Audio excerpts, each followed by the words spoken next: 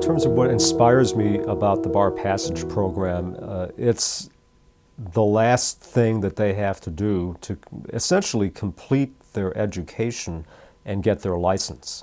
In many ways, I guess the unfortunate reality is that simply getting the diploma is not your ticket to being able to practice. You've got to go through that one more hurdle of passing the bar exams. So that I often tell my students in a very empathetic way that graduation is sort of anticlimactic, because you graduate, but then you have to go into this grueling, very tedious commercial bar review course. And there are many different kinds that are offered here, but they typically go and have to sit through these lectures day after day of commercial lecturers condensing all the material that they need to know for purposes of the standardized exam, so that it's not just simply carrying what you know from courses that you've taken here, but now it's being boiled down in a very systematic kind of standardized way, in many ways artificial, so that you're just aiming to grab points to pass this exam.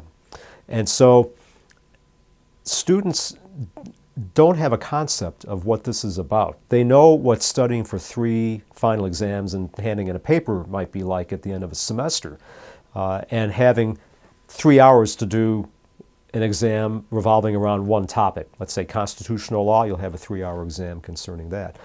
With the bar exam, you're rolling 24 subjects into 2 days, and the questions come in random order, and they may even combine 2 or more topics into a single question.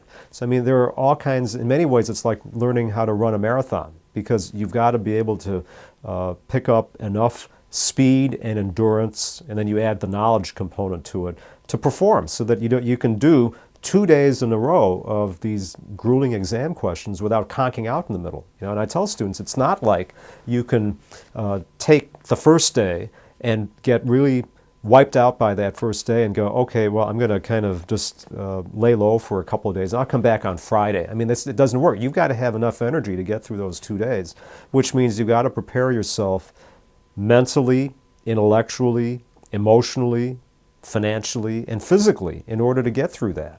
So that, I think, in many ways is what inspires me, because there is a piece of, I mean, it's good if you are already a successful law student. You have the foundation for being able to pass this exam. But on top of that, you've got to be able to learn new skills in order to not get caught short by some of the things that can really come up and sabotage you toward the very end.